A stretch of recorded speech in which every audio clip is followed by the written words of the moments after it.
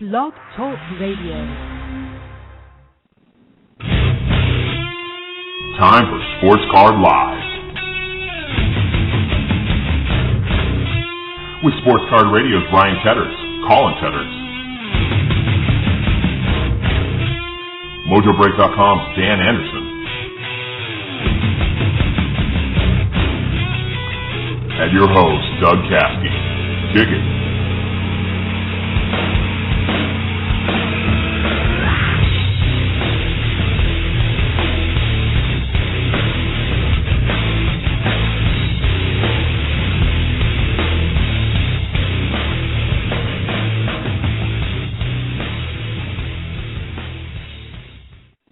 The sound of a squealing guitar means it's another episode of Sports Card Live. I'm joined by Ryan. How you doing, buddy?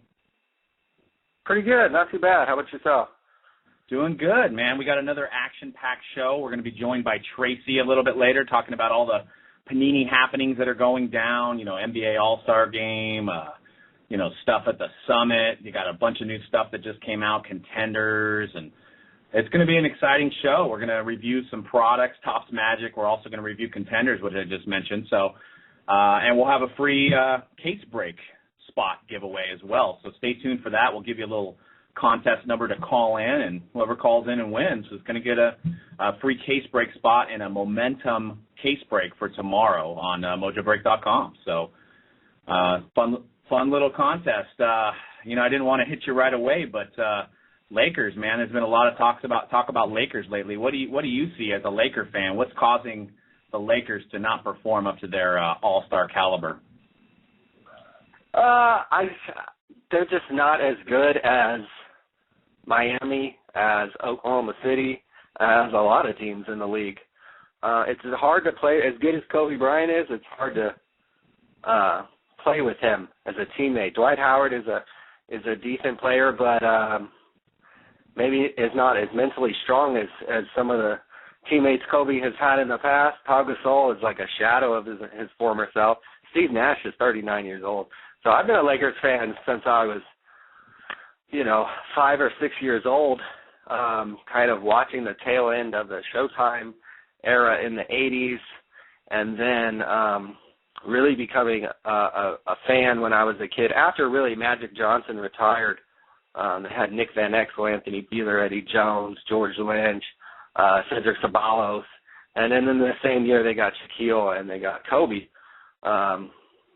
So I've been a Lakers fan for a long time. They're just not a very good basketball team right now. They maybe have the players they have are talented. Kobe's still good. All the starters that they have are still good, but they don't mesh very well together. It's just not a very good situation right now for Lakers fans. I'm not even sure what they should do.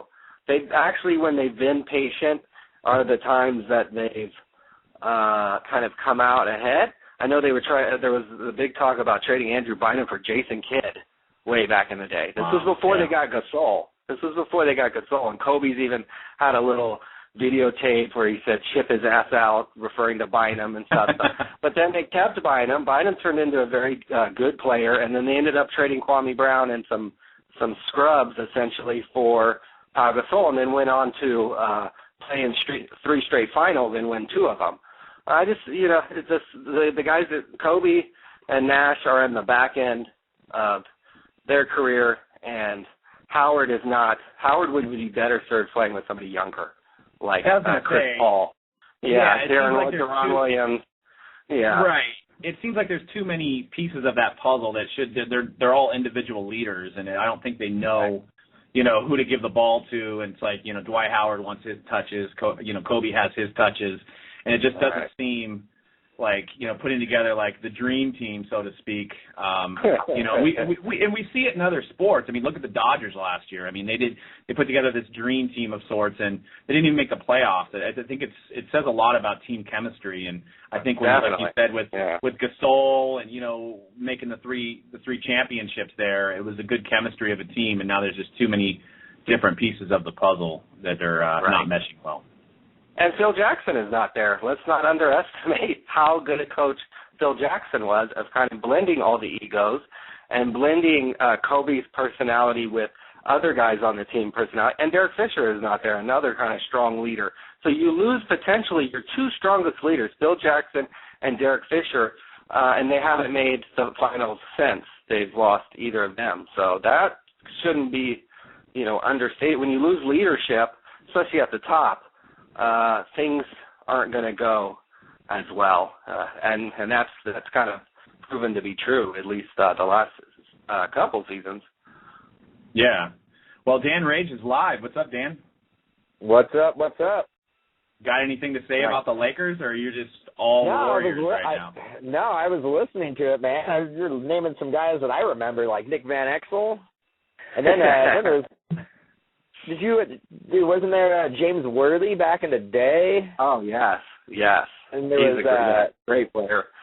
There was Scott, right? He ended up being Byron Scott, yeah. Byron Scott. And he was a coach at one point, I think. He may even still be a coach. Yeah, he is still coaching, I think. Yeah, Showtime was pretty much where it was at, man. They had a little bit of everything. Yeah. Definitely. Well, what do you guys? Who do you think's a favorite this year? Who are going to be in the finals? Which two teams do you think are early favorites right now before the All-Star break? Well, you gotta look at OKC, man. They're a good team, man. Durant may be the best player in the league right now. Also Memphis looks pretty strong as well, and they also have a big guy. They got Marc Gasol, who that team's starting to put it together. That trade that they made, trading away Rudy Gay, was a little weird. Yeah, definitely. What do you think, Ryan? Yeah, I like OKC. Earlier in the year, I really liked the Clippers because they have a very deep bench. They have backup point guards to Paul. Eric Bledsoe is a very underrated young player. The problem with that team is they just don't. Chris Paul has to be if Chris Paul is 100% healthy and playing at the top of his game, they could give OKC a run for their money in the playoffs. But Paul's been hurt a little bit. They've lost some games recently. I don't see anybody competing with Oklahoma City, barring an injury, barring Westbrook and Durant getting into some kind of confrontation or something weird happening to their team chemistry.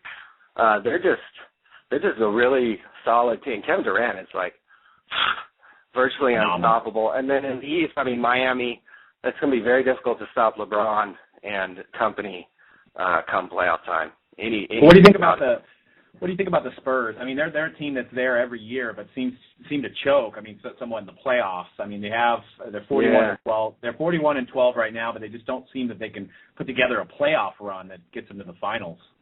Yeah, I think they're kind of caught in the Lakers situation where they're just a little too old. Okay, I mean, we're talking Westbrook's one of the most athletic guys in the league, and then you throw in Durant, who's like 7 feet and can do everything as well. And then they have role players, Cephalosha and Perkins and Ibaka, and Kevin Martin comes off the bench, and even a couple other guys that they have come off the bench are serviceable. They're just too good a team because Durant and Westbrook are two of the top 10 players in the league. Westbrook gets some hate, but that guy can flat out ball, and he's a good defender when he wants to be. And they have big guys. They have Ibaka and Perkins who are like just tree trunks, kind of. And Collison comes off the bench is another kind of serviceable little big guy for them. So they're just a very well-rounded team. I hate to say that as a Lakers fan, but that's just the honest truth about the Thunder. Well, it's also crazy because they traded James Harden. And they didn't even miss a beat. I mean, people before the season are like, "Oh man, that's going to hurt them." I don't know why they would make that deal, and they just start the season and they're on fire. I mean, it's like they didn't miss a beat by trading that guy, and that guy's killing it in Houston as well. So yeah, he is having a great season. And Houston's starting to come up a little bit. They were struggling for a while, but I think they're close to the 8th seed, or they may even actually be the 8th seed right now. Yeah. Well, and there's a lot of people. I was listening to ESPN today, and they were talking about comparing Carmelo Anthony, saying that he's the best player right now, in the league. But I think there's still a lot of LeBron supporters, and LeBron, in my opinion, is a better all-around player, much better defender than Carmelo is. and seems like he has more drive. He won't give up on plays like Carmelo will, but Carmelo is averaging 29 points right now, so he is leading the league. But what do you think about the Knicks this year? They're a good team. I think with Carmelo, the ball just runs through him 24/7 on that team. They don't have a whole lot of options as far as scoring. Like Chandler's not a scoring big guy. Kidd is not a scorer. Novak is just a shooter. I can't even remember a few of the other guys. But they don't have another guy like a Wade and Bosh in Miami, or like a Westbrook and a Kevin Martin in OKC. So. They just kind of ISO. When at the games I watch, they just ISO Carmelo Anthony, and he's one of the best, one-on-one players in the league, like by far. So he's going to put up huge numbers and look really good. But I think that's just a function. Oh, they have Amare on that team. I forgot, but even Amare's not, Amare's not like what he used to be. So. They have to run things through. Yeah, they have to run things through Carmelo. So his numbers are going to probably look better than LeBron and maybe even KD, but I don't think he would have won championships by now if he was as good a player as those guys, I think. Well, and this industry is driven by the rookie card. So we've had a few products already come out from Panini as far as basketball products are concerned. Is there any early favorites for guys that you want to collect as far as rookies this season?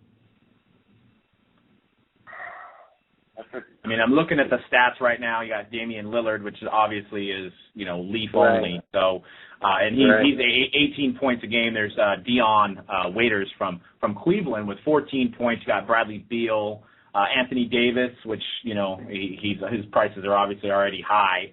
Harrison Barnes climbing up the ranks too for Golden State with 9 points a game. So there you go. That's a good player right there. If his stuff's cheap, he's probably cheaper than Bradley Beal, and he's definitely cheaper than anything Damian Lillard. I would look into Harrison Barnes. That kid's got a lot of game. They have some shooters there, Klay Thompson and Curry, and David Lee gets a lot of shots. But Harrison Barnes is a very good, Andre Drummond too in Detroit is a very athletic big man. He was a lottery pick, and even Thomas Robinson. I don't know if he might have the DeMarcus Cousins syndrome, like kind of being a head case, but he's very athletic and has skills, and it might take him a couple of years. He's a rookie this season. So I guess those are a couple guys. Drummond, Thomas Robinson, Dion Waiters I've watched a few times and good, and Harrison Barnes. So not excited about any of them, but they've shown, when I've seen them, they've shown some flashes of potential. Nice. You watching a couple of Warrior games there, Dan? What do you think about the local boy Warriors? Oh man, I think Harrison Barnes. I think he's about a year away from being one of the top guys in the league. I think that guy's just got all the tools. He can pass. His defending is so right now, but that's always it's always the last thing to come for NBA guys making the transition from college to the NBA is the defense. But he can rebound a little bit. He can pass. He can obviously shoot. He can shoot from three. I think that team's going to revolve a little bit more around him in the next couple of years. And, the Warriors team is super young. Stephen Curry, if he stays healthy, that guy's a top 20 in the league. They got Klay Thompson. That guy is lights out shooting.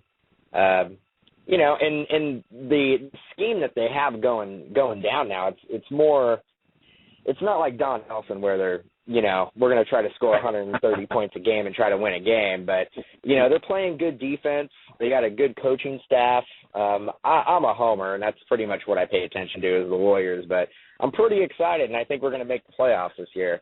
I don't think we're going to go very far, maybe get to the second round, but they're definitely a team on the come-up for sure.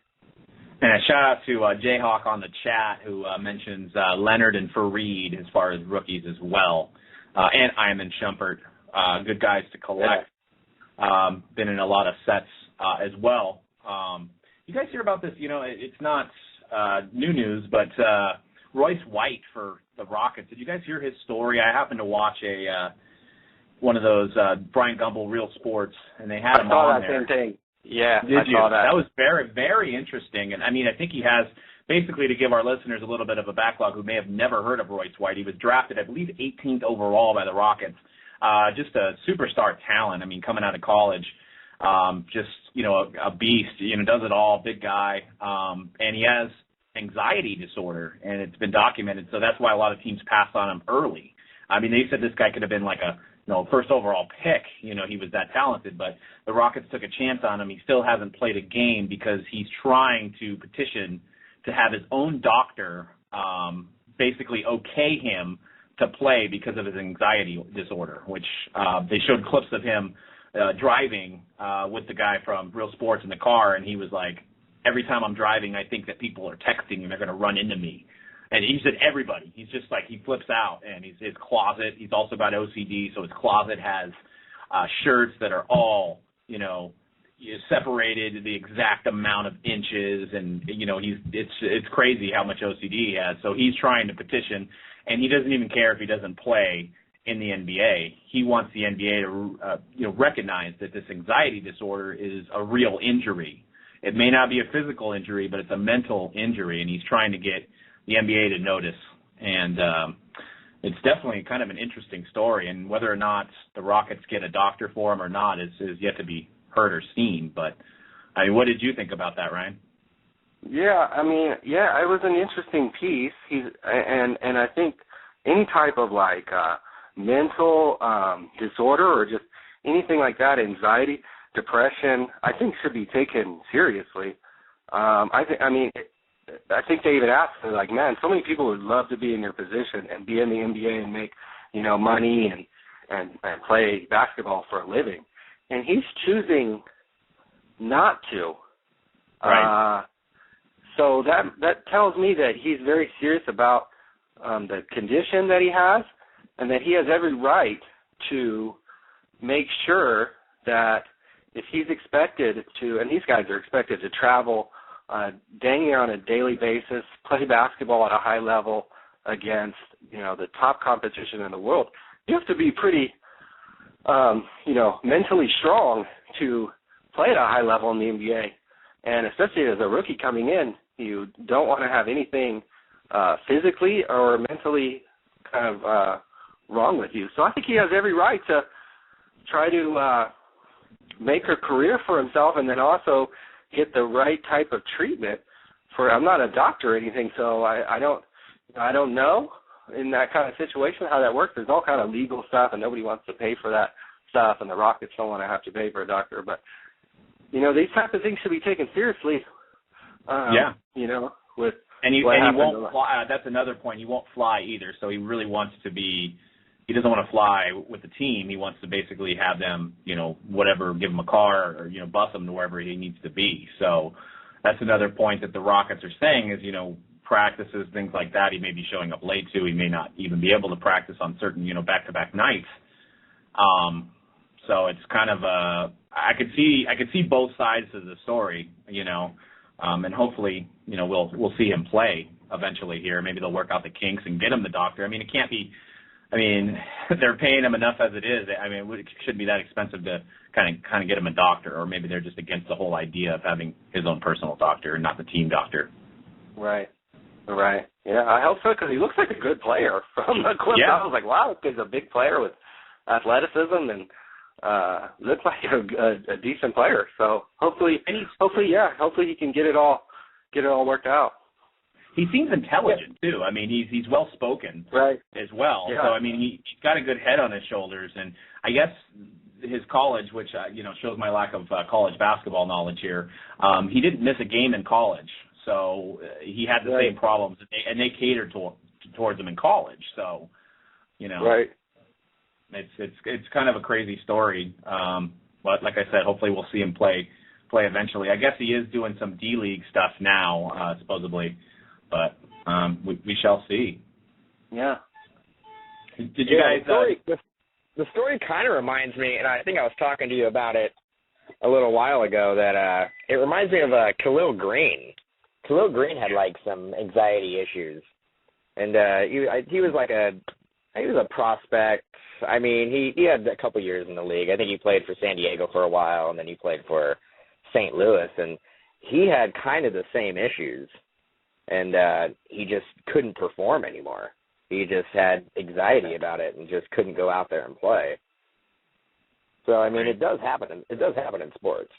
That's what happened in my baseball career. You got to figure, like, these guys are under like tons of pressure. So not even like the OCD and everything, but these guys are under tons of pressure to perform in front of, thousands of people in the stadium and hundreds of thousands of people watching on TV. So it's definitely I could see how it could be nerve-wracking for sure. Definitely. Yeah, I wanted to move on to Topps had an announcement today. They tweeted all day leading up to it. They unveiled the world's largest sports card. Did you guys see this? Yeah. It's I heard about it. I didn't see it, but I heard about it.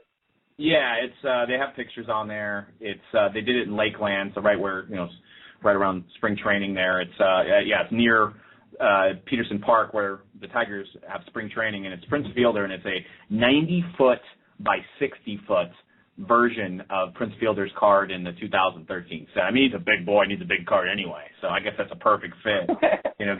Getting big old Prince on a gigantic card. I wonder how they're going to get that in a pack.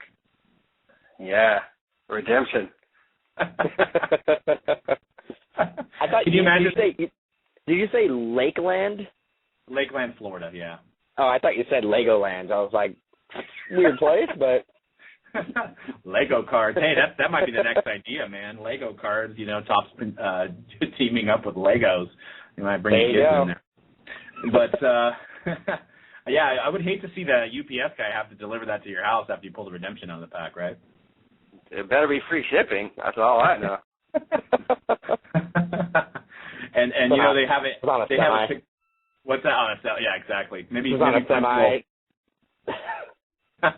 Maybe Prince will deliver that himself. They have actually a picture of him standing on the card, and I mean, he looks really small. Maybe he's going to use that in his next, like Yahoo Personals article or something, to make himself look a little slimmer. I don't know. How big was the card exactly? 90 by 60 foot. 90 feet by 60 feet. Yeah. They had about from the aerial shot that I can see, courtesy of Topps, looks like 30 people like pulling back the unveiling here. So it's a gigantic card. So I don't know what the ploy was there. I guess maybe to sell more Topps 2013 or something, or maybe to promote that a little bit more. Yeah, I don't know. I'm always like weary of that type of advertising because it's like, how do you determine you displaying this giant Prince Fielder card, which probably costs, and to get Prince Fielder to show up, let's not kid ourselves, Prince Fielder, didn't just show up on his own free will. So you pay Prince Fielder to show up, you make this big giant card. How do you directly determine how many Topps Series 1 packs you sold from that type of advertising? I guess that's the only, that's just, you could tell the type of advertising I like to do is, where I know exactly, how it's converting for me. So making a Giants card, making a big, huge card, getting Prince Fielder to come out, that's good, I guess, if you have that type of money and don't need to really judge through metrics how your advertising was effective. So right. I think it's a cool little thing. I'm sure the people that were there probably, that's pretty sweet. Like if it was anywhere in California, I would have, went on down. If Buster Posey was on a big giant card, I'd probably go head on down there and check it out. So pretty cool. Well, that's another good point. Why wouldn't they have contacted the Giants for a giant card? It would be like a match made in heaven. Giant card, giant stadium. Buster Posey's more expensive now than Prince Fielder. When you're a two-time champion, your price just goes through the roof. So. And MVP, Rookie of the Year, 2 World Championships. Makes it a little tough. Yeah, it's kind of interesting there. I wonder if he's going to put a gigantic auto on it, like just take a paintbrush and run across the card. I don't know. One of one. But I went to, speaking of the Giants, I went out to FanFest. I was signing autographs there. No, I'm just kidding.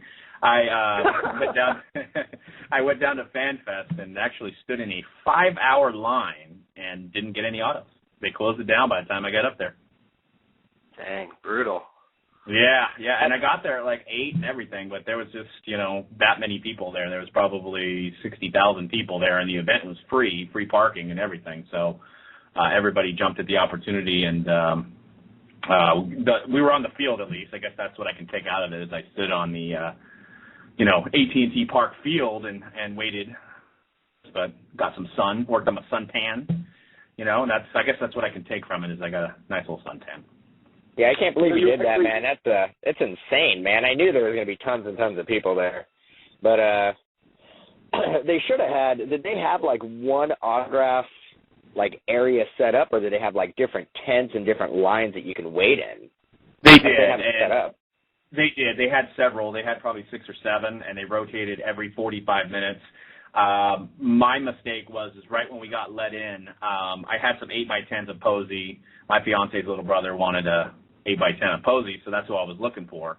I passed up Zito, Brandon Belt, which if I would have had an 8x10 of them, I would have had them signed, but I don't think Brandon Belt would have liked signing a Buster Posey 8x10. I don't think it would have, worked out quite well. But so I passed him up, and we didn't see them, so everybody said, oh, Buster's on the field. So we were on the top, so we had to go all the way down to the bottom. We'd seen Buster signing. We got in the line, and I think they rotated. Hunter Pence came in, and every 45 minutes it was a new player. Bochy, even Sabian signed, which I was wondering if they were going to put a player that's in like a contract next to him so they can kind of like work out a deal while they were both sitting there. They didn't. It was Bochy and Sabian at the same time, so it was kind of, nobody can talk about their contract at that point.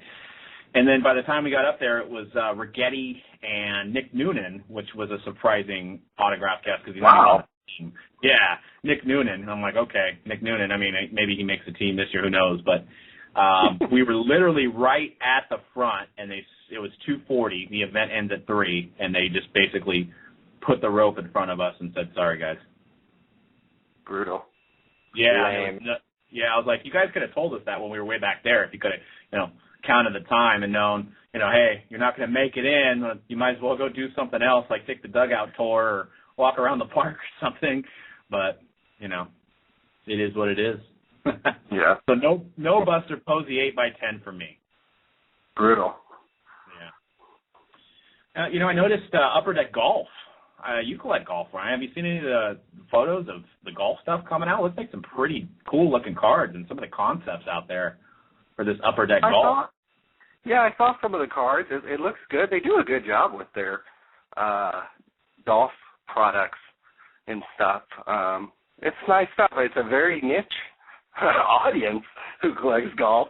So, but I think for those people, I think it people like that. People who play golf tend to have maybe, some discretionary income, so they don't mind buying a nice autograph, especially the few like Paula Kramer and Annika Sorenstam and some of the really good Natalie Goldis is a great one. I go to a lot of sporting events, so I've been to LPGA Tour events.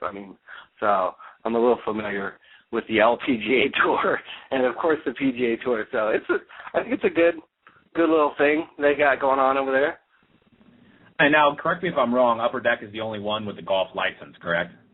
Well, Leafs made some golf cards. I think all it is it's not even a license. They're just getting individual deals with the players themselves. So they have like an exclusive with Tiger and Rory McIlroy.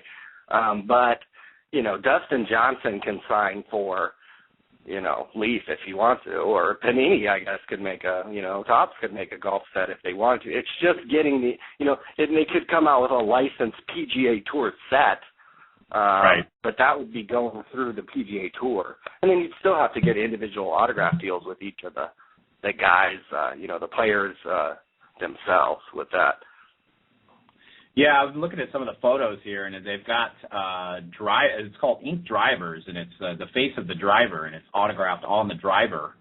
It doesn't specify if it's manufactured or not, because the David Duval they're showing here is number 25 of 25. So I don't know if they took 25 drivers, or I don't know, maybe they even cut them down to make 25. I don't know, but I'm sure it's the manufactured. Yeah, they probably, just like they do with manufactured patches and rings and stuff. They just got some driver faces, I'm sure, and got them to sign those.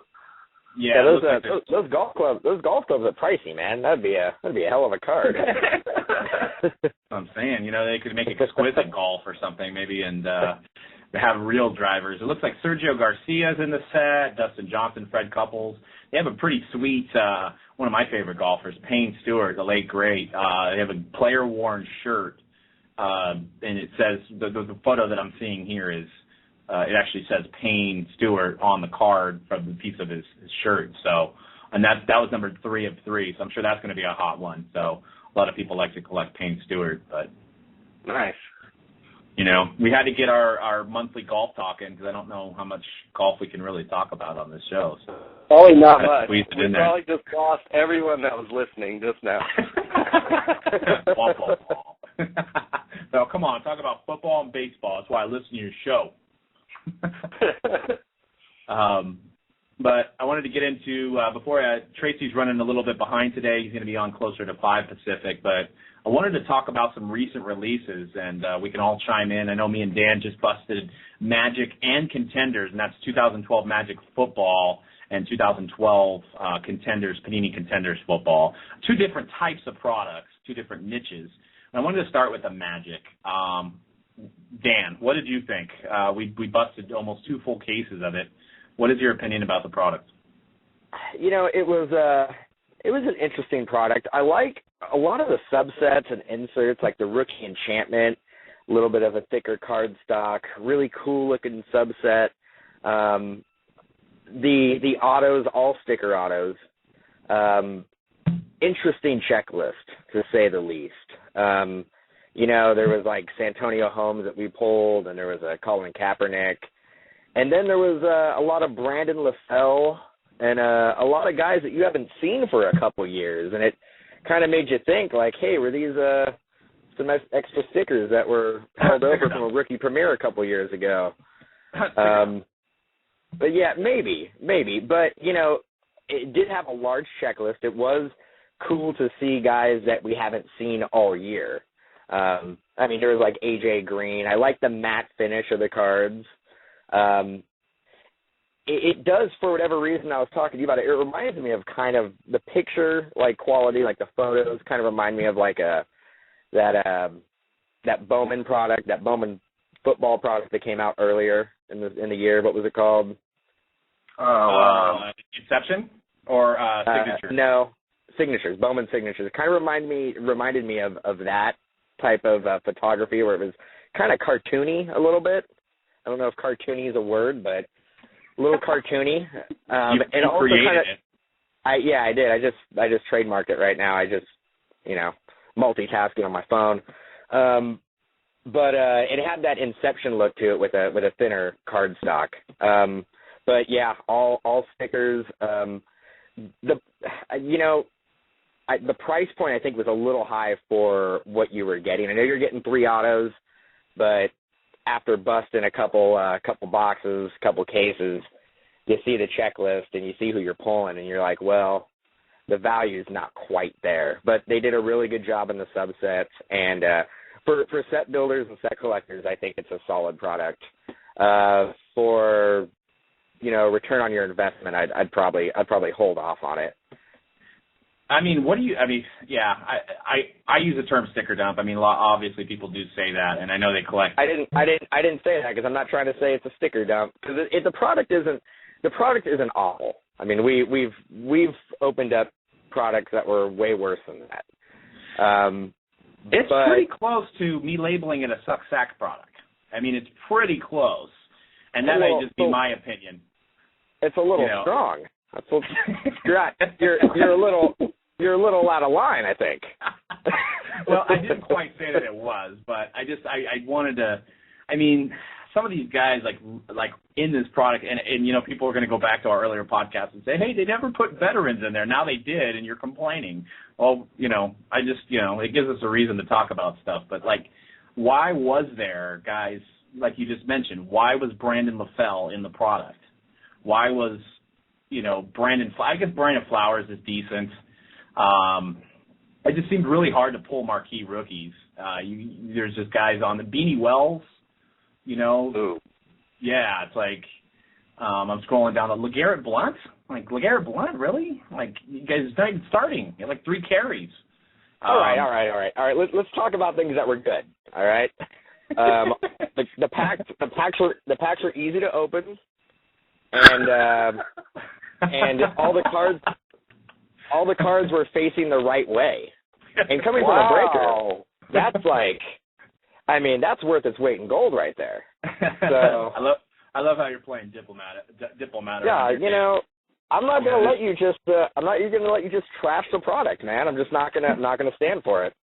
And there was good stuff. I mean, I don't get me wrong. I mean, let's talk about what was good. The packaging. I just did. You forgot about the packaging, how easy the cellophane came off. It was a dream, just cutting the knife like right through butter, you know, right through the packaging, you know. But there was Colin Kaepernick in there, which was probably intended to be a sticker dump because they probably packed out the product like 10 months ago, and they're like, oh, we got all these Colin Kaepernick backup quarterback stickers. We're just going to throw this in there.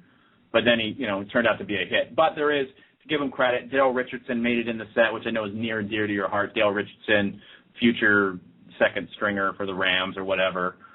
He made it in the box. Now you're just way out of line. You're just talking a bunch of S all the time. The Richardson was actually a redemption. No, not in this set. Richardson was a redemption in Contenders. We're on Magic. Don't get it twisted there, my man. Oh man, are you sure? Yeah, no, we had a live Daryl Richardson. It was a little scribble. It was like a D Rich, remember? It said D Rich on the card. Yeah, you're right. You're right. I stand corrected. D Rich. Like D Rich. I'm second to T Rich. You know, I'm the second best Richardson in the league. Maybe even third best Richardson. I'll take second best. I'll take second best. But you know, and then they had your run of the mill rookies: Chandler Harnish, you know, Vic Ballard, Kellen Moore. It was a big checklist, and maybe that's why, you know, we opened 18 or so boxes, so we didn't, you know, get huge names. But being that the checklist is so big, it's going to be a lot of hit or miss cases. There may be cases that are just amazing because, you know, of all the good guys that are on there, like RG3, Luck, you know, Jaquiz Rogers, guys like that, Michael Bush. Michael Bush from the Bears. You wouldn't be complaining about it if we pulled like 13 Kaepernick rookies or autos out of the case that we did. You'd have been like, "Oh, this is the greatest product ever." Pulling out my band crush. Well, you know, my Kaepernick tattoo goes on next week, so it'll be perfect timing for that. So I have a picture of his face right on my arm. But one of the other interesting aspects of that, and I know I talked to Ryan about this today, was the fact that the autos were all on the bottom of the box in every single box, and we thought maybe it was an isolated incident and maybe it was just our case, but it was in the second case that we did. It was in a few of our customers went to local card shops. It was the same thing. So basically you got a 24 packs. There's 3 rows. So if my math serves me correct, that's 8 packs a row. So on the bottom of each row was the autos. So, you know, we busted this at 10 a.m. on Friday, Pacific time. So we had people watching, and they're like, oh, man, I'm just going to go to my card store and just buy the last 3 packs on the bottom. And they did, and they got all 3 autos. So that just, yeah, exactly. And that just makes me ask the question, do you think Topps should have let the local card store owner, hey, you know, you may want to either sell by box or, you know, mix around the box so that, you know, the 3 autos aren't gone right away. What do you guys think about that? They maybe didn't know. They may, or they weren't aware. That sounds like something they wouldn't intentionally would do, I don't think. And I'm assuming it's just for the hobby boxes. And I don't know what the retail configuration is. I know they have blasters, and then they do have just kind of loose retail packs available. I don't know about like if it's also the same in the retail end of it as well. So I don't know. Maybe they didn't know. Maybe it was a mistake. Maybe they're really just that. complacent about it that they're like, hey, we'll just put all the autographs on the bottom. It's easier, maybe somehow. I don't know. I would think that's a mistake. I was also, and Dan, you're back on, by the way, but I was thinking at first that maybe they're like, man, everybody's complaining that we're missing autos. If we put them in the bottom of the box, like at the packer or whoever, you call them over there that does the, product placement, there's probably an official name that I don't know, pack out engineer, puts them in the bottom of a box. They know that they're not going to short you hits. So do you think maybe that was the reason why, or is it just, I don't know, poor sorting? I don't know. It could have been quality control. I mean, we did get all 3 autos in every box, so that's good. We didn't get shorted. I just, I don't know. That's a good question, Doug. Yeah, it's very interesting. I don't know about that. It's kind of crazy. I mean, like you said, we weren't shorted autos. That's a plus. So maybe that's how their quality control goes. They're going to make sure that you get them by putting them in the bottom of the box. But maybe there needs to be some kind of notice to these local card store owners. Because what do you do if the guy comes in, gets the 3 autos, and now you got your, he paid, well, what do you think those packs are retailing at, $5? So the guy spent $15, got 3 autos. Now you have 21 packs left that you're selling for $5, and a customer comes in and says, did you see any autos pulled? What do you got to say? Oh, I don't know. No. Are you going to lie? Right? What do you do? It's a tough situation. It's a very tough situation. And most hobby shop owners probably don't know unless they're watching this stuff getting broken or they're watching some YouTube videos or they're breaking some of it themselves. They probably have no clue. They probably have absolutely no clue. And just open and put it on the shelf for sale, totally oblivious. Yeah, I mean, it's interesting that it actually hasn't been talked about on forums too much, and there's still probably guys to this day that maybe haven't even cracked open their boxes yet, or maybe they order it from a distributor and it's arriving this week, and they still probably don't know. And, these guys that know about this stuff, I mean, is that considered pack searching? What do you think the morality is of somebody going into a local card store and doing that? Do you think it's obviously not pack searching, but you do know where the autos are. Is that... I mean, educated pack searching. Yeah, it's a good way to put it. Exactly. Maybe we can find that on that website. That website we mentioned last week that teaches you how to pack search. Maybe they can do a whole bit and make people pay $4 to learn how to find magic autos. Maybe that's the next step. Yeah, they actually don't want it to be that easy. That all the autographs are just at the bottom, because then that would defeat the purpose of, I guess, learning how to pack search. Right. It's crazy because we've seen in past products like Topps Chrome, we'll open up a couple boxes and it seems like the auto's in relatively the same place, but it's never like dead on. Every box is exactly the same, and that's what we were dealing with Magic. It was every box. The packs were always color coordinated. You knew exactly like where it was going to be. It was bizarre. It was strange. I've never seen anything quite like it.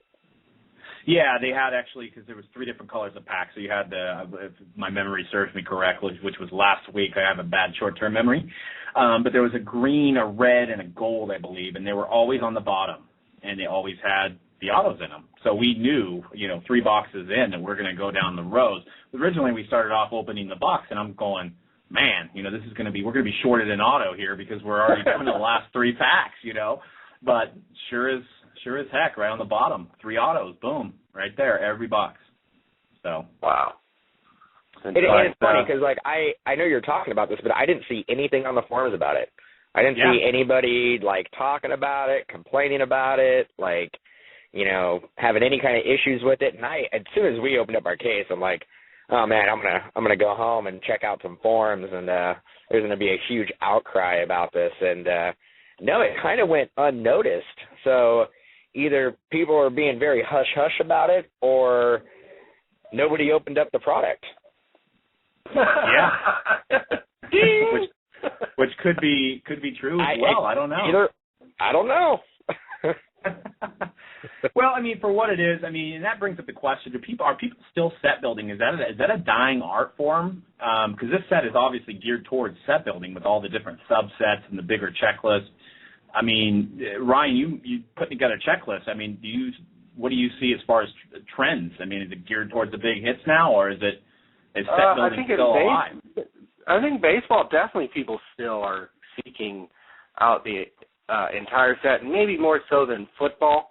I guess if you were to collect a set, the Magic wouldn't be bad because it has, oh gosh, I just had it up. It had 275 total cards if you include the SP cards. That's a bigger base set than most kind of sets have. I know people really like the base tops set, trying to build the base tops football set. And then, of course, baseball, you still get that real kind of love for the base set. So I think it's more prevalent in the baseball kind of collecting world than it is in basketball or football. But I think that's why products like Magic kind of don't do as well, because there isn't that desire for, having that entire set in your, in your possession. So more people are just trying to get an Andrew Luck autograph or get their favorite player, get their favorite team's autograph. Maybe they'd like a team set,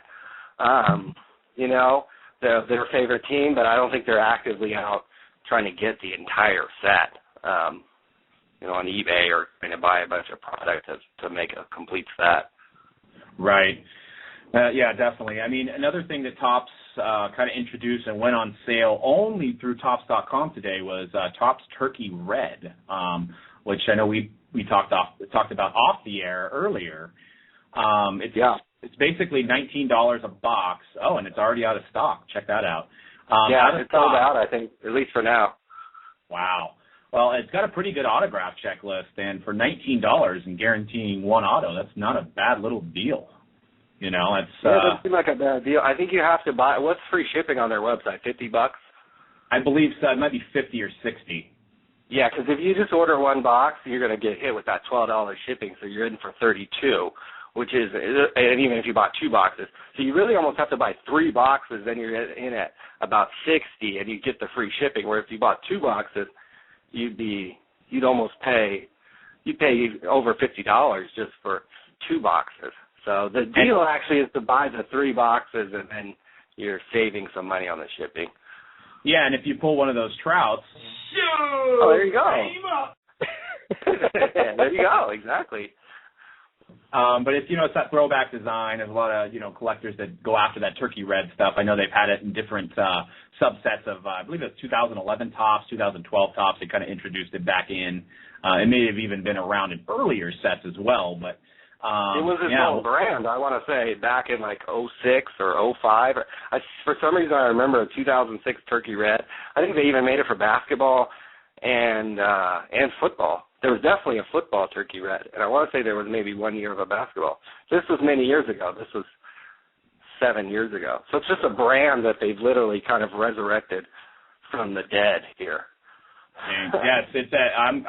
It's crazy that they're out of stock already. I mean, that's just, I guess I didn't pay attention. I know when they did the mini online, they had online only, and they also did Magic Football last year that was online only. And I didn't pay attention to how fast those sold out, but I would assume it would be the same. That brings up another discussion, guys, is that, we get our product from distributors, and stuff like that. What do you guys think about Panini sells all their product, well, most all their football products and maybe even other sports on their site. What do you guys think about manufacturers selling their own stuff on their site? It wouldn't make me feel good if I was trying to sell it. If I was the one selling it. If I had a card store, if I was blowout cards, if I was, anybody with a retail presence like that. I guess it wouldn't matter so much for box breakers or somebody like doing something like what you guys are doing, because you could always buy the boxes and do a break as you normally would. You're just buying it through Topps' website. The thing I don't like is there's no opportunity for anybody to make money except for Topps. Maybe, you buy them and then you make $10 selling them for more on eBay. You buy the boxes for $20, and then when they come out, they're selling for $35 or $40 on eBay. Full sealed boxes of Turkey Red. Big deal. You make $10 a box. Right. The big whoop you do. You're not gonna make real money doing that. And I think they limited you to 24 or something, so you couldn't get enough of it to even register on your bank account, I don't think. And these might not even sell for very much more than $20 on eBay. We'll see. So I don't like the fact that when they do that, it just hobby shops can't make money, online retailers can't make money. People, I guess, who rip and flip products, they'll buy several cases of a product and open it all and then sell the single cards on eBay or wherever they like to sell. They're going to have a hard time doing that with this product with one autograph and 10 base cards for $20. That's going to be a tough sell there. I'm sure the Trout autographs are going to be much more short printed than whatever scrubs they have on the checklist. So it's just it's a tough deal. I don't like it when the only people who can make money is Topps in this thing. Right. And to give them, Panini does it too. It seems like they do protect pricing. To give, I guess to just give Topps a little bit of credit. They don't sell they don't sell as much products as Panini does on their site. And I don't know if this is like a testing the waters type thing, but I do agree with you. It's like, I don't know, you have distributors that do support you for, many, many, many years, and you are kind of taking money out of their pockets in a sense, introducing this limited edition kind of set to drive sales to your site. I don't know if they're using this to, like I said, maybe to do something later or not. What do you think, Dan? Are you gonna buy a box or two? No. Well, here's the deal. Getting back to the manufacturers dealing straight to the consumer, they have a lot invested with these distributors, and if I was a distributor, I would be pissed. That's directly competing with the distributor who is supporting them and buying all their product. With places like Blowout and retailers, it's the prices are comparable. So you're not going to get that instant gratification buying something online. You can go into your local card shop, and as long as it's going to be roughly around the same price, you're going to be good. Yeah, definitely. So, but distributors, that's where the problem lies, because they're basically sitting there trying to sell the product to retailers who are trying to turn it to their customers, and here you got manufacturers dealing straight to the customers. So the one person who's really getting cut out of the loop is the distributor. Definitely. Well, I wanted to preface this next little skit that we did by saying, well, there's a customer of ours, actually in our chat, Jayhawk. We pulled a Kevin Durant in Absolute. It was like 10 and 11, and it just expired. It was numbered to 25. Like a $300-400 card that we pulled from Panini Absolute. And we basically contacted customer service for him, and he contacted them as well. And they got back to him right away, and they replaced it with a Kobe Bryant auto, numbered to 25. So it was like really great customer service. Right away. He literally, within a couple weeks, got the card. So I wanted to say kudos Panini on the customer service. I wanted to get into this little skit, and this is basically a card company that is no longer in business, so to speak. So it's a little skit that we did, and hopefully you guys have a few laughs. I'm going to play it right now, and we'll be right back. Card company customer service, how can I help you? Yeah, thank you for taking my call. I have like 20 outstanding redemptions, and there's one very important one I'm trying to get from my PC. It's a Julio Jones auto. It's been sitting there for a year. I have not heard anything from you guys, and it's very important to get for my PC. I'm an Atlanta Falcon fan, so if I can't get that, I would like to get like a Matt Ryan, Roddy White, somebody on the Falcons to replace it. So I wanted to see what you guys can do and offer in terms of replacements. Well, thank you, sir. We do somewhat appreciate your phone call, but we want to let you know the reason for the delay is that we've been printing printing new cards, and we just really haven't had the time to access your account. So if you could just wait in line, and we'll look for replacements for you, okay? Well, this whole process has been super frustrating. I've had to wait. You have my money already, so I really would like to get this resolved, especially since I called in right now. Can you please look into this? While I'm on the phone, maybe give me a few options on what cards you do have available so that I can go ahead and get these things shipped and add it to my PC. Okay, well, we do value your business. How's a $9 gift certificate sound? You could use it at an online store. That's a joke, right? Are you serious with that? You guys charge $15 to ship, so it wouldn't even cover the shipping. Come on, I want a replacement auto of some sort. I want to know what my options are, so if you could please check for me and give me some options, that would be great.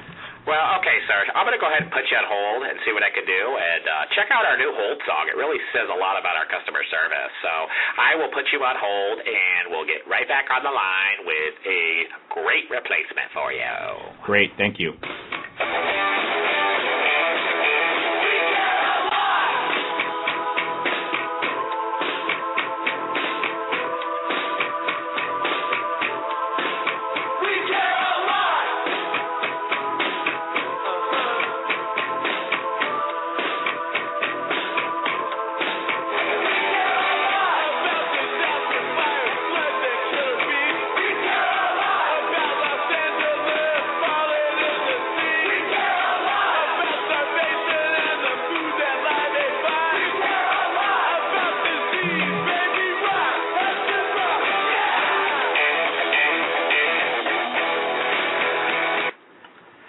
Okay, sir, I talked to Blade in the mailroom and my boss about what we can do to make you happy today, because we do value your business.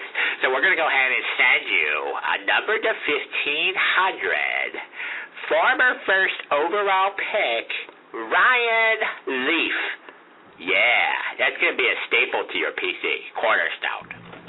What? No way. You still have those lying around? For one. Come on, man. Are you serious?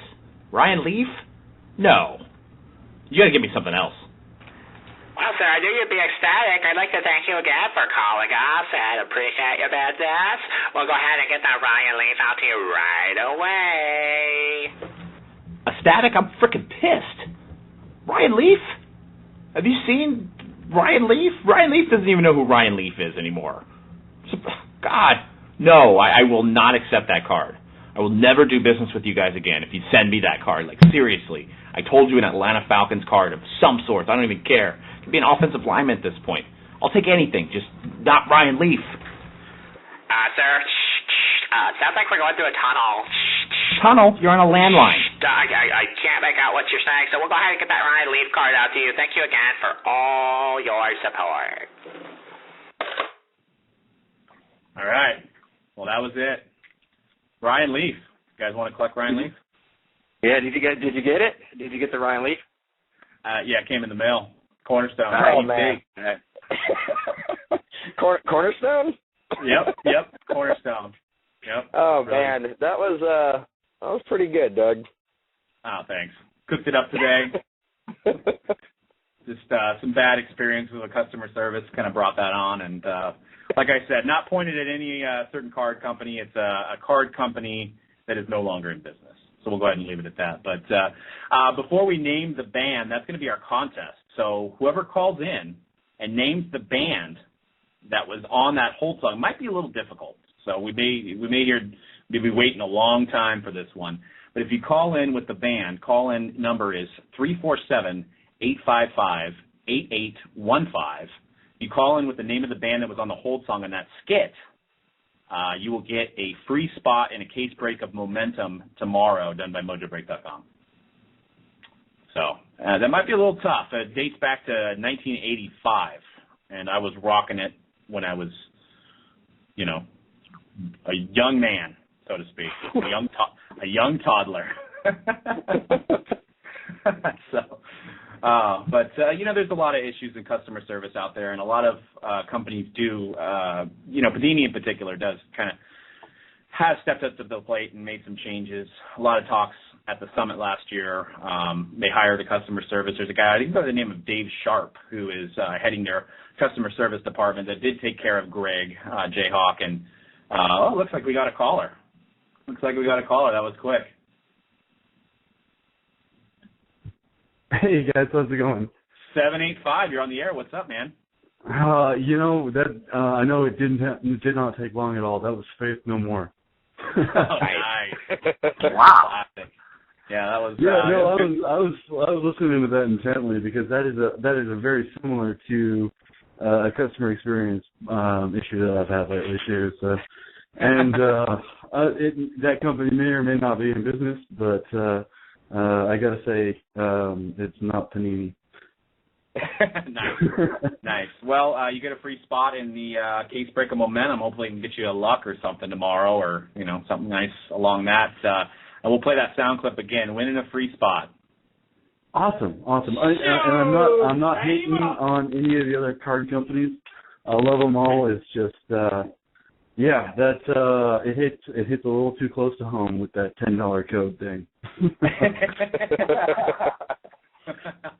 I hear what you're saying, Greg. Well, we appreciate the call in, and you have any thoughts to share? What have you been collecting these days? What's the biggest card you've pulled lately?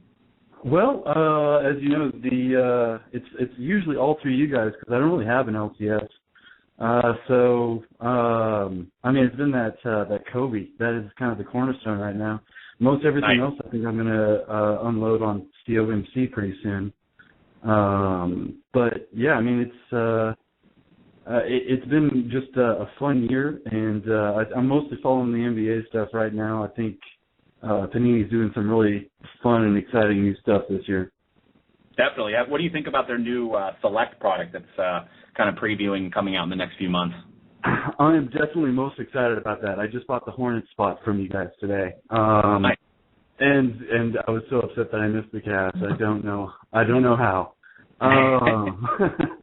That Kyrie, everybody's going after him. Yeah, I know. It's the Kyrie. They showed a picture of it on the Knights Lance blog, and I was immediately like, oh, God, I got to have that. It's everything about Prism, but just, that little extra step, that I think is going to be a terrific product. And I'm surprised. I'm surprised right now. Like, I've seen that you can get cases for $1,500. So at $125 a box, if I had more money than that one team that I got from you guys, I would be like going to town on that stuff. Nice. Well, that's good to hear. Yeah, we're excited about NBA in full swing and, different products. And I guess it was those dummies at Mojo Break that put the picture of Kyrie Irving that made the Cavaliers sell so fast. That's the only picture that's been released so far of it. It's kind of, it's kind of secretive, but it looks like it'll have some good players. There's a short rumor about it being the first Alexei Shved auto, but that's hard to believe. It looks like we spoke too soon about product of the year, even though I guess that was 2012 and this is 2013. But for NBA anyways, I think it's going to be a cool release. Definitely. Well, awesome, man. Well, we appreciate you calling in. We'll have to, you're an NBA expert. You and Ryan should go toe to toe on some NBA talk, man. Maybe we'll work you in some segments or something whenever you're free. Get you on and talk about the NBA trading card. I'm starting to get hip to it. Dan's probably a little more hip to it than me, but Ryan's an expert. You're an expert. We can start talking NBA more. Yeah, no, I've always enjoyed Ryan's segments. I've been listening to his stuff for quite a while. Awesome. That's good to hear, man. Thanks a lot. I really appreciate your guys' time, and thank you very much for the spot. I'm really looking forward to the break. Awesome, man. We'll see you on the live show tomorrow on Blog TV. Sounds good. All right, man. Take care. Have a good night. You too. Bye-bye.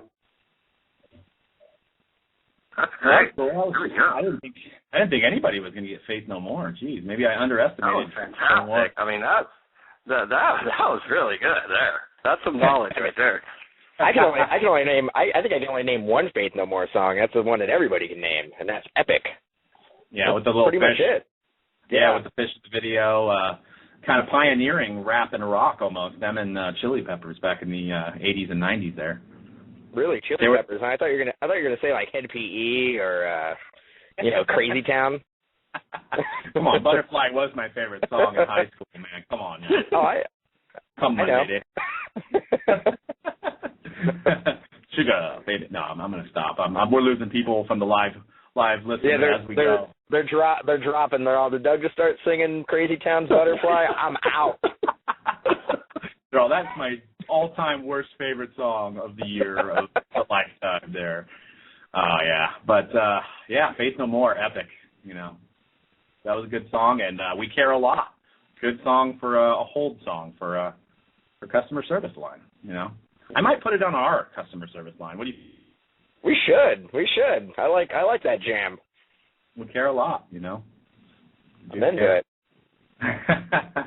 Well, yeah, I wanted to get into Contenders football. A lot of the short prints, or not a lot of them, some of them have been released, and I think some people on message boards are starting to figure out short prints in 2012 Contenders football.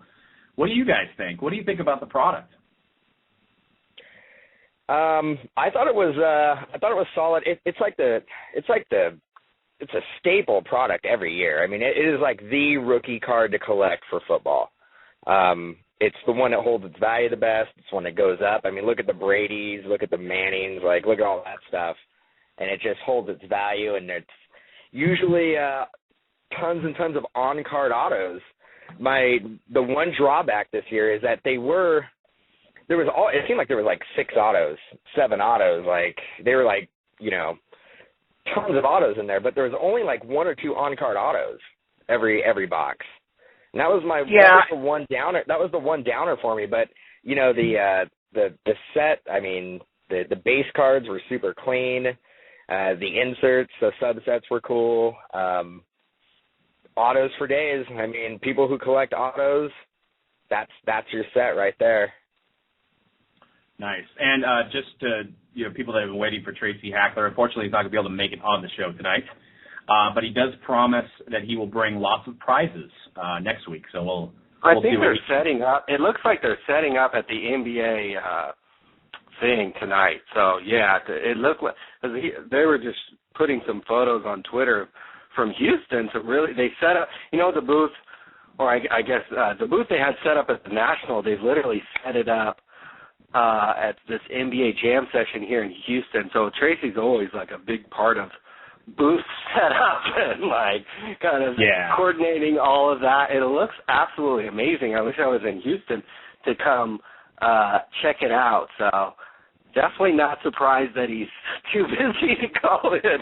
And it looks awesome down in Houston. To quote the late great Tupac, Tracy, I ain't mad at you. I ain't mad at you. So no, he'll come. I know he's a busy guy. He tries to do everything, and he's like you said, the All-Star game going down. Panini's got a big presence over there with the NBA being the sole licensor. Is that a word? I don't know which one's correct, but one of them probably. When's the All-Star game? Is it this weekend? When's it going down? Cricket. I think so. Yes, sir. Behind door number 1. No, I believe it is. I think it is. They wouldn't be there setting up a week and a half in advance. I mean, they've got the whole booth set up. So I'm going to say it's this weekend. They have a signing with James Harden coming up at a local card store down there too. So they got a lot of things going on down there. It should be a really fun event if you're in that area. It looks like it's going down in July. I was gonna say Doug was gonna answer. He's like, it's in February. It's February 2013 is when it goes down.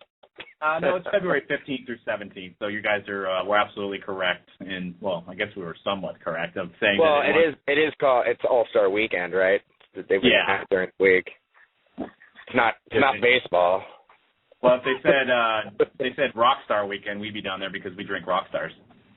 There you go. Absolutely. I love it. How many do you drink a day now, Dan? I rock a couple a day, maybe 2, 3 if I got band practice later. 7, 13. It's all day long. Yeah, well, the All-Star Weekend looks pretty cool. What's your guys' favorite event? I mean, I'm always a sucker for the slam dunk contest, even though, 25 years in, they really you can only do so many things with a slam dunk contest. But what do you guys like best about the All-Star Weekend? Three-point competition. It's the only thing I might have a chance of doing. You bring out your Steve Nash from Santa Clara University days and get up in the 3-point contest. Absolutely, just sinking threes, man, or probably bricking threes, but I mean on a kid's hoop or on a real one. No, I'd be shooting. I'd be like, I hit rim. What's up? Come on. I'd be airballing them all day. I haven't played basketball for a long time. Well, what do you guys think about the All-Star? Have you guys checked out the All-Star rosters? I mean, all the, big name guys are there. I know David Lee made it from the Warriors, but he was upset that his buddy Steph Curry didn't make it. Do you think that was a snub? Do you think you're a homer, you're going to say yes, but what do you think, Ryan? Do you think Steph Curry should have made it? I think he's had a really good year. He's on my fantasy team, so actually I'm biased as well towards Steph. So I actually call him Stephanie. So that's actually an affection. That's actually, I'm not making fun of him when I call him Stephanie. So every time he hits a three, I'm just like, Stephanie, and I give it a big, hoot and holler. I watch a lot of Warriors games. I don't know if he should be an all-star. There's so many good guards in the West that it's hard to, say this guy shouldn't be. And he's had a great season. He stayed healthy this year. He had a lot of ankle problems last year and had a little bumps in the road this year with injuries, but he's played really well. And, maybe if there's an injury here at the last minute, maybe he'll get a shot. I think he's in the three-point shootout, so hopefully he doesn't get hurt. As long as I don't even want him to play because he's on my fantasy team. I don't want him to get hurt because I need him to try to win this league. So I'm actually a fan of guys who don't play in that all-star game, especially if they're on my fantasy team, because that could just be disaster. Yeah, did Dennis Scott make it from the Magic? 20 years ago? Mr. Three? Come on. That was an Legends three-point shootout. Legends three-point shootout. Craig Hodges, Dennis Scott, Larry Bird, they could have that. That's an idea, man. They should do that. I mean, because those guys, he could still shoot threes, right? I mean, you would think. Latrell move up pretty well. Choke a coach. Yeah. Just choking fools out. That's an idea right there. Well, I think we got off a little bit on topic of the contenders. I just wanted to give my little piece. I know we're all over. It's kind of like a tangent that we go on this show, but you know what? Hopefully it makes for great entertainment. One of the things I did like about contenders was certain players signed, on the side of the card. Andrew Luck specifically signed on the side of the card, which I thought was cool. And it was great that he was a on-card signer compared to some of the guys that were, sticker autos. So was RG3. RG3 was on card. He was on card too, but there was LaMichael James, who should have been on card. He was a sticker. So I think that to kind of give that back to Panini, a lot of people, the sell sheet said 2 on-card autos like it has done in the past years, and they didn't have 2 on-card autos. They had a lot of boxes only had 1, and then it was sticker autos. But if you look at some of the sticker autos, they look like they were meant to be on-card autos. So I don't know. I don't know if they're going to come back with anything saying, hey, we didn't bring what we promised, so here's extra packs. I don't know if they're going to do that kind of similar to what they did with Cooperstown. But, I mean, it's hard to get when you release, 18, 19 products a year, I'm sure it's really hard to get on-card autos on everything. That's a big challenge for this card industry is, getting on-card autos. Right. So, what did you think about putting the checklist up and everything, Ryan? What did you find with the set that you liked? No, I like that it's, been around for a while. I think I keep all my the very few nice cards I have in a Contenders box that has Kurt Warner on the cover, so it's got to be like an 04 box of Contenders that I have. Good. Really nice good packaging. box. I don't know what the packaging is like this year, but man, back in the day, the packaging was really nice. Like I still use this box of an empty box of 04. I think it's 04 Contenders or something, and it's a very nice box. With this year's product, I mean, I don't know. I think I wish they would come out with this a little earlier. I think I've said that before on some. Good point. This seems like a core Panini product. Like when you think of Panini, Donruss, the whole brand, you think Contenders has got to roll off the tongue pretty quick. National Treasures, Prestige is kind of in the mix for football. So I would just like to see it. And then they could get all the on-cards signed right at the rookie premiere. Like this could be the second set they come out with. They could come out with Prestige, and then they could hit you with a Contenders and kind of line it up maybe with Topps Chrome or something. I don't know. But I think people generally like it. It's one of the Panini sets that people kind of have the name recognition. People get involved in breaks. People buy boxes. You can find it at retail, I believe. Maybe not quite yet. But you can usually find it at retail. for like 30 a blaster or something. So yeah, I think, I mean, I always have to kind of, you guys are like, man, you guys open product like the day it comes out. So, I mean, I'm always kind of either watching some of the stuff you guys are doing or some of the stuff on YouTube on my own when I don't have a box to open the day it comes out. So I'd have to kind of rely on you guys for at least kind of a review of the product and how it kind of breaks down and quality of the autographs and so forth. But it's certainly, I wish it would come out with it earlier. I guess that would be my only kind of thing. Yeah, I think that's a great idea, it coming out earlier. Like it being like the first, like basically opening weekend of football would be a great time to release it. I mean, because the rookie premiere, I mean, have these cards out signed at the rookie premiere and then, just release it 3 months earlier. I'm going to play devil's advocate here just because it's just something to talk about. But I think the reason why they don't is because a lot of these guys don't have numbers yet. So you'll get a lot of 00. So that'll be another complaint that people have. Is that, Robert Turbin does 00. I mean, granted, Luck, Griffin, those guys will have their numbers because they pretty much had their number right when they were drafted. But a lot of these maybe small-time A.J. Jenkins or even smaller-time, like Isaiah Pete or Chris Gibbons or actually anybody on the Rams for that matter, probably won't even have numbers yet. Wow. No, that's a good point too. And then they always slip in like the kind of more obscure rookie kind of toward the end. And it's always released toward the end of the year. I seem to always remember that with Contenders football, that it always actually came out. I seem to recall December, more November, December, and maybe that's the timetable. Instead of after the Super Bowl or whatever during the Super Bowl weekend, it just seems like it comes out just a month or two late. But I can see your point. You make a very good point that actually it probably wouldn't work as a pre-NFL season or that first month because they are trying to dial in some photographs and dial in kind of who they're going to be able to get to sign for that set. Yeah, and I think the issue with the on cards this year is, they did overproduce in autos in every box. It was basically, it said you were going to get 5. I would say 90% of the boxes we opened had 6. I think there's a couple that even had like 7 autos. And I think they knew going into it, they're like, there's going to be more stickers than we expected. So what we're going to do is we're going to add autos to it. Right. Which, a sticker auto is a sticker auto. I don't really have a problem with sticker autos. What would you prefer? I saw this on Twitter. People were like, what would you prefer, a sticker auto or a redemption? Redemption, you just never know when you're going to get it. It's true. Sticker auto, you're holding it in your hand. I don't have issues with sticker autos. Or you could hold it in your feet, like some other people.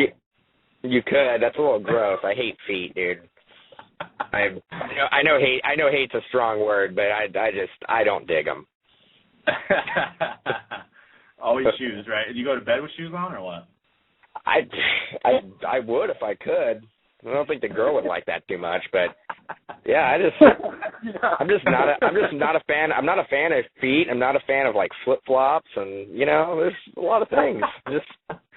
Oh man, there's gonna be we'll throw out your personal Twitter and tell everybody to just send pictures of their feet. Oh, that's rough. We'll have a contest with put a Rams card in between your toes and tweet it to Dan. Oh man, Turn my eyes. That's just messed up, man. All right, well, moving on. I don't know how we got on the topic of feet. I think it was my brilliant idea, but repacking has been quite the fad these days, and there's another new card company out there doing a repacking product. I talked to Ryan about this today. Did you catch this new repacking company? Are you talking to me? Yes, Dan. You're talking to me. Yes, I'm talking to you. Oh man, I got feet in the dome, man. I can't shake it right now. I don't know what you're talking about, Doug. Tell me more. Well, it's a prospect-based product, and looks like they have learned on past experiences of other repacking companies. Still don't know about the company themselves, but it's they have the stated serial run, so there's only 500 serial numbered boxes, and it's a buyback prospect product of baseball prospects. So it looks like the real big pitch card is a Jorge Soler Superfractor Auto. So it's like a $5,000 card. So that's what everybody's going to be chasing. But they do have Archie Bradley, different guys that people collect: Dylan Bundy, Matt Moore, Jerks at Profar, and it looks like it's like they also are making original cards, which it says a cartoon character set, green parallels, blah blah blah.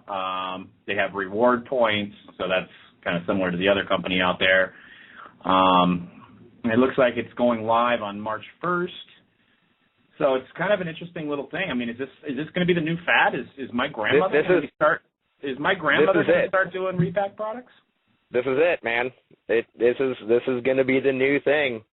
Everybody and their cousin's going to have a repack product. Yeah, it seems like it's the next fad.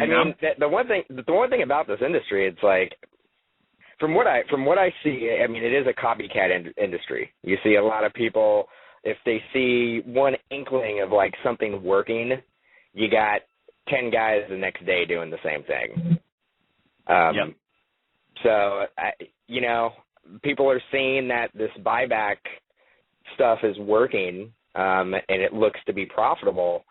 So you're going to see a lot of them pop up. I have no doubt in my mind that we're going to see a lot of it happen. Yeah, it looks like it's $195 a box, and you're guaranteed one big name, one or two BGS or PSA buyback cards graded 9 or better, and then 2 original cartoon character cards. I'm just hoping to get Daffy Duck, actually, and 3 free prospect rookie cards or young star cards. So it doesn't seem like a bad value, but we'll play the wait and see game. When you say cartoon character, it's like their own cartoon characters, right? Correct. Yeah. Yeah, because you can't. I don't think you can use Daffy Duck. Oh, you mean there's like licensing or something like that? I'm pretty sure. Oh man. Yeah, Disney might want a check or two for using that. I'm pretty sure Disney will frown upon people selling Daffy Duck like portraits and stuff like that. There might be some kind of trademark issue. I'm not sure. Oh man, well I better stop drawing these Mickey Mouse faces that I was going to put in people's bubble mailers. Gotta stop doing that. What do you think, Ryan? Well, I mean, this repacking stuff. I know we had a conversation off the air, but I mean, there is obviously legitimate companies out there. Well, what do you think about people doing this kind of thing?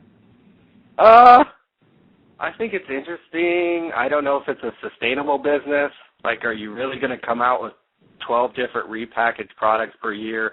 How much money are you having to front off to buy all the cards, packaging, marketing? It just doesn't seem, for me, it wouldn't be, if somebody came to me and said, hey, I'd love for you to get involved in this repackaging thing. You could get a piece of the company. You could advertise it on your website, blah, blah, blah. I'd be like, no, there's easier ways to make money than that. And you see this at retail. Like, you go to Target or Walmart, and they have all these like repackaged Topps packs that are not being sold by Topps. There's like get 5 random basketball packs, and then they always have like some semi-good pack right on the front. So I mean, they're repackaging packs. Here they're repackaging cards. Presumably they bought on eBay or they bought at a big card show or something. I don't know. I don't see it as a sustainable business model. You're going to have all these little companies coming along and making 1 or 2 sets a year, if that, or total in their company history. They come out with a set. And the more people do it, the harder it's going to be for these guys who are trying to come along and do this. It's going to be harder. The more people who do it, and they're like, oh, this is easy. I can just buy a bunch of cards on eBay and Blowout and DA will sell it for me, and I can get some, people who rip product to open it for me. And yeah, it's going to be a harder and harder business model to sustain for these people who are trying to kind of do something like this. And then eventually Panini, Topps, Upper Deck, people who are making legitimate cards, if you ever start making a lot of money, like in the repackaging game, trust me, they will find a way to make your business more difficult, I should say. You know, they're not just going to sit back and watch you repackage their stuff and sell it without making your life difficult in some way. I can all but guarantee that.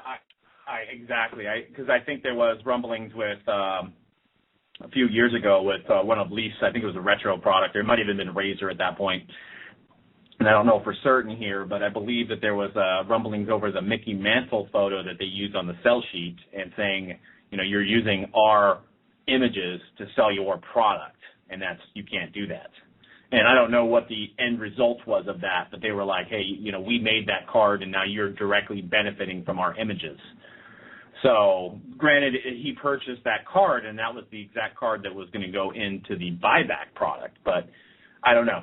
Obviously, I'm not a lawyer, or do I play one on TV? But I don't know. What do you think, Dan? I think Ryan was kind of dead on. I mean, if everybody starts doing it, what's going to separate one from the other? They're all going after the same market, going after the same cards, going after the same sport. It may drive the price of cards on the secondhand market up because these repackaging companies are fighting for them. So that might be a silver lining for somebody who's holding on to a card. You're like, well, these companies are fighting over it. It's going to just up the price on it. Right. But yeah, I mean, where's the if there's 100 different companies doing it, where's the niche? What market are they truly going after, and what's going to separate them from everybody else doing it? Because it seems like everybody is just going to be copying the one company that has made it successful or is making it successful. They're going to copy that one company, and what's going to separate you from everybody else? People copy people? No.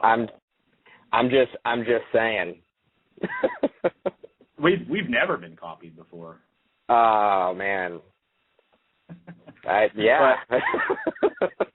Speaking of group breakers, do you think that these you know, people releasing repackaging products is a direct reflection of the group break side of this industry picking up? Because if a lot of these products were sitting on a shelf and a customer walked in and he saw triple threads or he saw Mr. T's buyback product, you know, I paid a fool. Do you think he'd actually pick up the buyback product, or he'd go with triple threads? Probably triple threads. So, but when a group breaker has only this product for sale, and a person could sit in the, you know, in their house and just buy whatever the group breaker has, it flies, I think. So, what do you guys think? Am I correct by saying the group break industry is directly reflecting these repackaging products? I think if they're smart, these people who are making these repackaged products, they could look at it as, yes, sort of like it is kind of a play on repackaging and kind of selling out these single cards, but you guys and people like yourselves help these products get sold. Whereas about a year and a half or 2 years ago, if you came out with a repackaged product, you know, there wouldn't be several online case breakers selling spots in your break. You know, you'd be selling it for whatever you're trying to sell a full box for. Right. You know, very few sites where you're going to be able to put down, you know, a small percentage of money to get a slot. And now it might be very hard to sell slots, because how are you selling these slots? You know, you sell them by team? Is it by random? Is it, you know, how? Because, you know, you're not sure on a checklist a lot of times. Even with the Leaf products, you're never really sure what's in there aside from maybe like a dozen cards.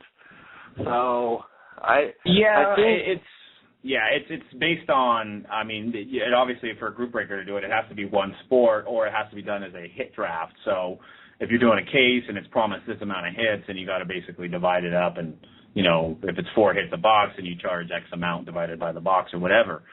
So, but yeah, I think you're absolutely right. I mean, I don't know. What do you think, Dan? I mean, I think you're pretty dead on with what you were saying about it. I mean, only time will tell. The thing is that mystery packs have been around for a long time. And people have been selling mystery packs on YouTube for a long time. People have been selling mystery packs on eBay for a long time. So, I mean, it's not like groundbreaking. It's been going on for a while. It's just now with the group breakers, you have an avenue to sell your product. Right. Even if you're not going to sell it through DA, or if you're not going to sell it through Blowout, and you're not going to get a distribution deal, you have group breakers who will absolutely, because the group breaking is like it's blowing up. I mean, like you said, it's getting nuts, and you can always find a group breaker who will take a chance on your product. Yeah. So it just gives you the perfect avenue of pushing your product out into the public without having to sell it yourself as a mystery box, mystery pack, stuff like that. So I think because there is such an easy avenue to get it into the consumer's hands, I think we're going to see a lot more repacking products. Well, and to give some of the group breakers out there some credit, there's only so many products you can do. There is lulls in product releases, so you either got to go back in the archive and pull out, 2010 products that were good, 2011 products that were good. So some of these guys fall like, let's try this product, try something new, give a different flavor. Like if we were Baskin Robbins, we'd introduce, the flavor of the month, and that's this new repackaging product. So it's like it kind of breaks away from the monotony of all the products that come out that we all do over and over again. So, I do see why people are taking chances on this product, on products like this, I should say. Yeah. Yeah. But, moving on to the next topic, is going to talk about, we don't have Tracy, but we'll have Tracy next week. Like I said, he's not going to make it on the show today. He's extremely busy. So hopefully, which is no fault of his own. I know how busy they are with the All-Star Weekend. He said he's going to bring some prizes next week, so we'll have a cool interview with him next week. We touched on eBay. What do you think? I talked to Ryan about eBay, and I saw your post on Twitter about eBay and group breaks. Where do you think the future lies with group breaks on eBay? I have it on. I have some contacts at eBay. My brother actually met with some people with eBay last month in Las Vegas and brought up the specific point about box breaking. You cannot offer box breaking spots for sale. You cannot offer the Indianapolis Colts in a break of 2012 Contenders football. That is against eBay policy. Now, I just got a jaywalking ticket the other day, so it's like, what do you enforce? Are they really going to bust me every time I walk across the street? No. So I'm going to still walk across the street. I mean, I'm going to pay this jaywalking ticket, and I'm still going to walk across the street without using the crosswalk all the time. And eBay, sure, they have this policy where they don't, even with a grab bag, and now you see that now where they say, well, you get the Colts, but you also get this grab bag. That's also against their terms of service. There really isn't a legitimate way to sell a box break on eBay. That's straight from the horse's mouth. I mean, this is from eBay. So, and they even took like several weeks to confirm this with me. They didn't just tell me this, right when we asked them. They took several weeks to go to and then they showed me some examples in their policy and so forth. So, but like I mentioned with the jaywalking, are they going to enforce it? Probably not. Now, I know of ways that it would get enforced if customers are getting confused, if people go on and report those auctions as being against policy, then they may take them down, but probably not.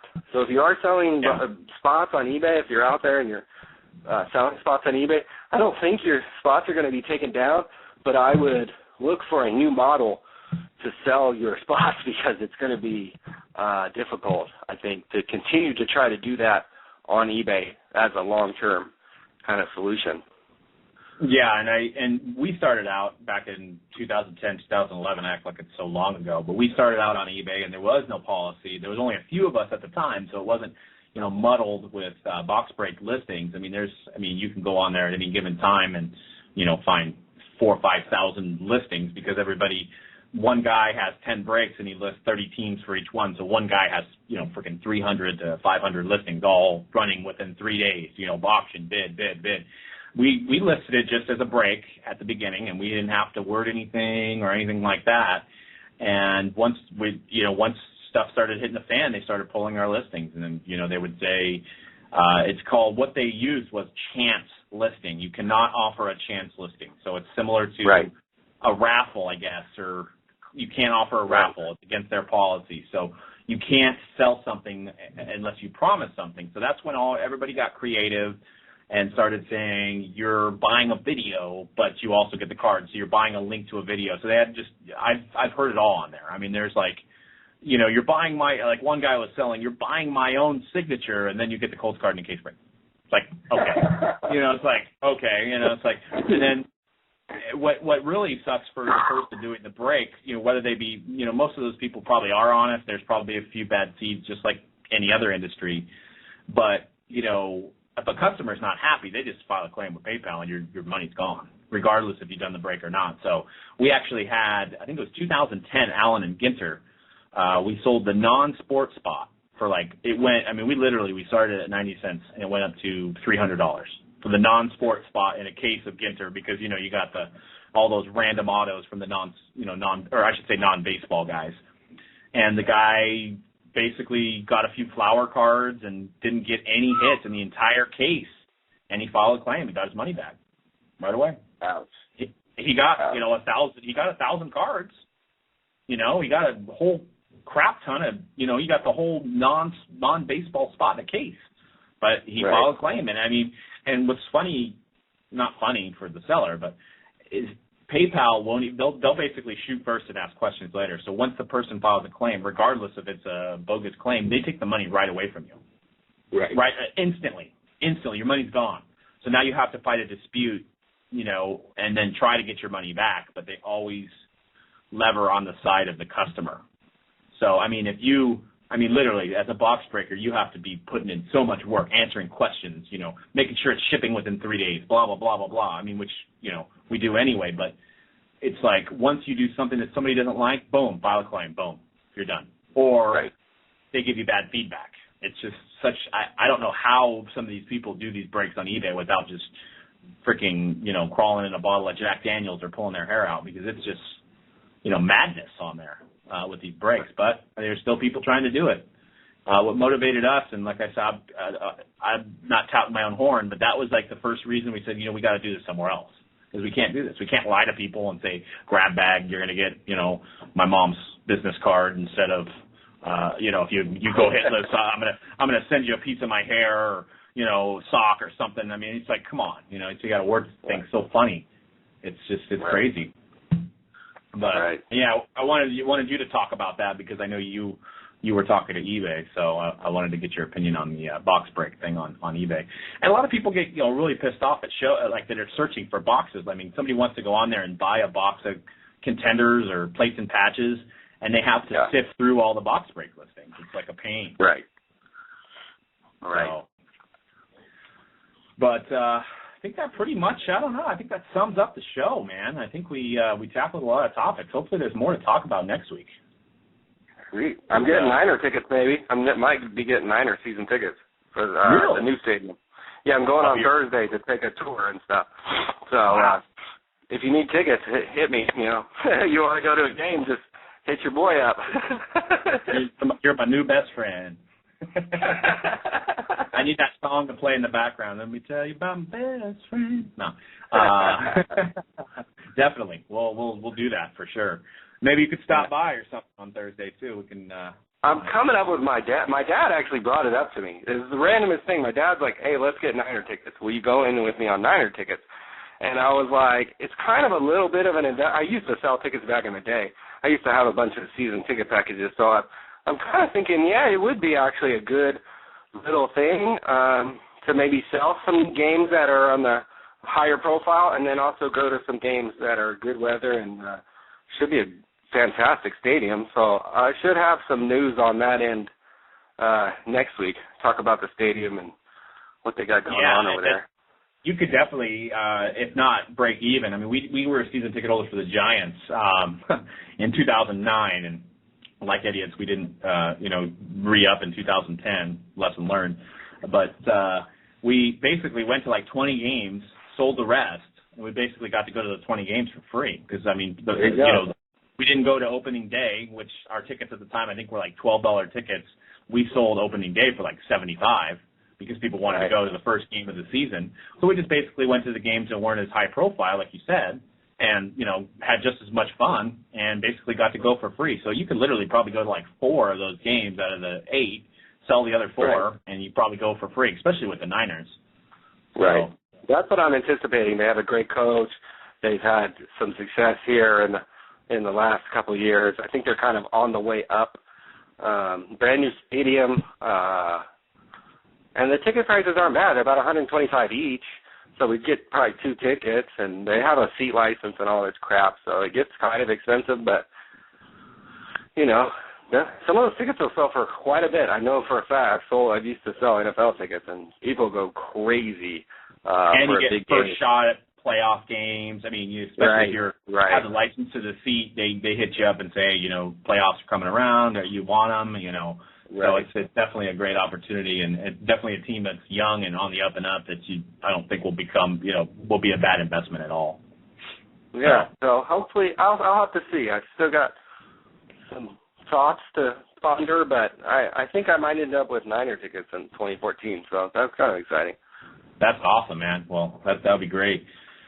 Well, I think that pretty much concludes Sports Card Live, another episode in the books. We'll see you next week. We'll confirm with Tracy that he'll be back. He says he's very sorry to everybody that did kind of come on and try to listen for Tracy, but he'll be back on. He's been on our podcast, and I know he's been on Sports Card Radio a couple times as well, so I know he's a man of his word, so we'll see him soon.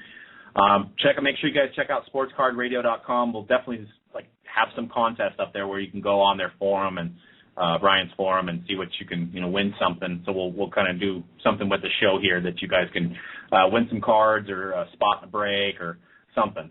So definitely check out sportscardradio.com. If you ever need any kind of checklist needs, SPs, they're all up there. So definitely check that out.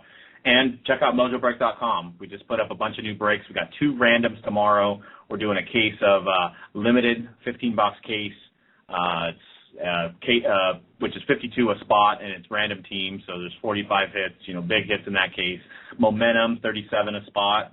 We're doing that. Actually, I believe it's 39 a spot. I don't even know my own prices. And we put up a new hockey break with some SP game use, some limited museum collection, national treasures. And use code MojoBreak for 10% off on any break on the site. So that pretty much concludes the show. Ryan, you got anything else to say to the folks out there in listener land? Nothing at all. Just enjoy the NBA weekend and spring training, I guess. Yeah, just starting up. World Baseball Classic right around the corner, too. There we go. Well, yeah, thank you guys so much for listening. We appreciate all the archive listens, all the downloads on the podcast, all the people that stuck around and chatted. Props to Milk Toast and Greg, all the guys in the chat here for hanging out with us. Nick Spencer as well, guy who called in last week, won a free spot. We're going to be doing free stuff all the time, kind of a little dangle the carrot so you guys can listen in on the show because we love doing it. So we're going to go ahead and hit the outro here. We'll see you guys again every Tuesday at 4 p.m. unless we notify you that we will not be on, which the summit may be a little difficult. We might have a time change there, which is I think Tuesday, the March 18th, 19th. We still got a few weeks for that. So, but every Tuesday at 4 p.m. Pacific, 7 Eastern, we will be live. And we'll catch you guys later. Later. Thank you for listening to another episode of Sports Card Live, sponsored by SportsCardRadio.com, MojoBreak.com. Check us out every Tuesday live at 4 p.m. Pacific, 7 Eastern, or download us on iTunes.